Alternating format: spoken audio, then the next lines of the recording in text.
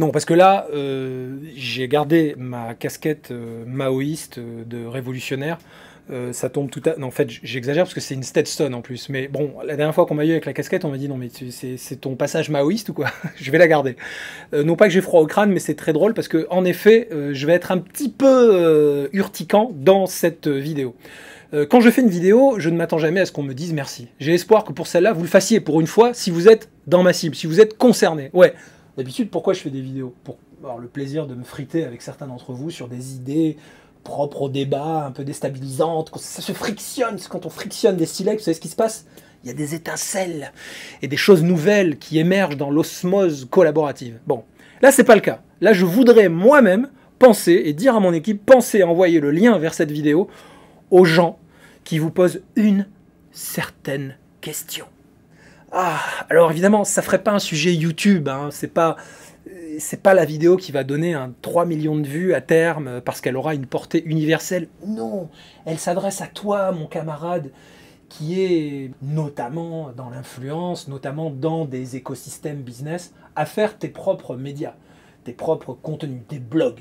Ah, tes blogs. Pourquoi? Parce que toi, tu le sais, on en parle très souvent, mais toi, là, le marketeur, qui nous pose donc la fameuse question, je vais la faire, hein. Je vais essayer d'imiter un marketeur qui pose la question. La fameuse question. C'est quoi votre audience? La question crispante par excellence. C'est quoi votre audience? Alors, je voulais en faire un sujet une bonne fois pour toutes, pour dire à quel point cette question est pénible. Vraiment pénible. Elle n'a aucun sens de nos jours. Elle est ridicule. Et je voudrais simplement qu'on s'outille mutuellement, qu'on en parle, oui, avec mes camarades, pour dire qu'est-ce qu'on répond dans ces cas-là. On balance nos chiffres d'audience. Alors je veux dire, les chiffres d'audience, une bonne fois pour toutes, hein, on va régler le problème.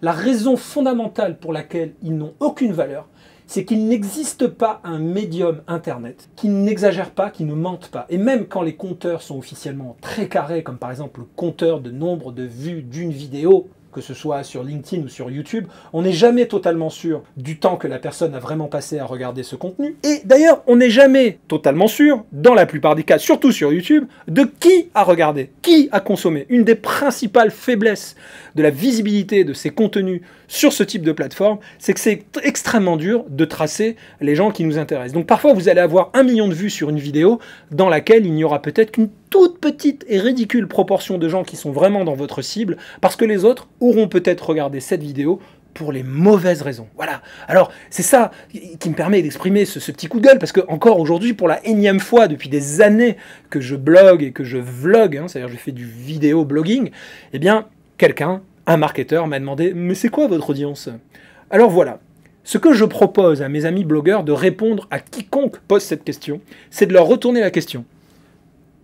C'est quoi votre audience? Et oui, c'est quoi votre audience? Parce que quand vous faites cette petite faveur à un professionnel, de l'interviewer, de le mettre en valeur, je parle bien dans une démarche éditoriale, hein, quoique ça soit même valable quand on fait du public éditorial et qu'on se fait payer pour ça, hein, croyez-moi.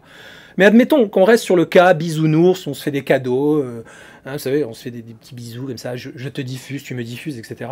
Eh bien, il ne faut pas parler d'audience. Il ne faut pas que celui qui héberge un contenu se sente obligé de se justifier. Voilà. Pour les raisons que je disais juste avant, à savoir que tout le monde ment, ou que les chiffres sont rarement fiables, mais pour une autre raison fondamentale, c'est que c'est le sujet qui fait l'audience. C'est le sujet, la qualité du message. Vous allez toujours, parce que c'est ça qui est merveilleux dans ces réseaux, qui nous référencent, qui ont une capacité aussi, quand on n'est pas forcément bien référencé sur Google, on a en tout cas une capacité de croissance organique du contenu, c'est qu'il faut faire l'expérience. Il faut se lancer, arrêter de se prendre le chou avec des questions qu'on se posait, les gars, dans les années, fin des années 80, début 90, quoi, l'émergence des premières pages web. C'est ridicule de poser la question de l'audience. L'audience, elle est générée par la puissance du message. Vous avez parfois quelqu'un sur Twitter qui a 300 followers et puis il se retrouve avec 3000 likes sur son tweet parce que ce tweet était bien ciblé à un instant T pour être visible par toute une masse de justement pas followers ou pas, qui se sont retransmis ce message parce qu'il arrive au bon moment. Bon, en ce sens, Twitter est un bon laboratoire. Mais dans tous les autres réseaux sociaux, et y compris les blogs de base, hein, quelle que soit la technologie du blog, vos pages YouTube, etc., le moment où vous faites la culbute, c'est-à-dire que vous passez de l'autre côté du miroir, là où vous êtes populaire, là où il y a des gens qui commencent à vous cliquer, à vous liker, c'est parce que le travail du contenu aura été fait. Donc arrêtez de prendre le chou aux gens qui, comme moi, vous invitent pour être visibles. La plupart du temps, dans une dynamique éditoriale, collaborative, très saine, hein, je t'aide, tu m'aides, je t'apporte mon audience, tu m'apportes la mienne, bah arrêtez de poser cette question comme si elle était unilatérale. Dire aux blogueurs, quelle est votre audience pour que je puisse éventuellement me déplacer. C'est pas parce que, notamment, vous allez aller sur le site du Monde, que vous ferez même sur lemonde.fr, ou sur Les Échos, ou La Tribune, ou dans le monde de l'IT, je sais pas, le numéro 1 c'est ZDNet par exemple, vous avez aussi l'usine digitale, etc. C'est pas parce que vous serez chez eux, que vous ou French Web, c'est pas parce que vous serez chez eux que vous aurez un fabuleux trafic. C'est faux. Vous pouvez être noyé dans la masse de leur production. Alors évidemment, ça vient aider le marketeur à bomber le torse, à dire oui, j'ai obtenu des diffusions dans des sites vachement sérieux, tout ça. Oui, très bien, c'est gros, ça fait bien. Mais vous serez peut-être beaucoup moins visible que dans le blog d'un gars sincère, dynamique. Et je parle pas que de moi, même si je suis probablement, je l'espère, un peu dans cette cible. Mais il n'y a pas que moi. Vous allez être, à un moment donné, très visible sur le blog d'un amateur, d'un professionnel amateur, qui, parce qu'il croit en vous, parce qu'il croit dans votre sujet, parce qu'il croit dans le collaboratif, va vous mettre en valeur. Voilà. Et si vous n'avez pas de trafic, eh ben prenez-le comme une information utile pour améliorer le message. Voilà. Vous avez vu comme je suis remonté? Bon, vous me dites ce que vous en pensez?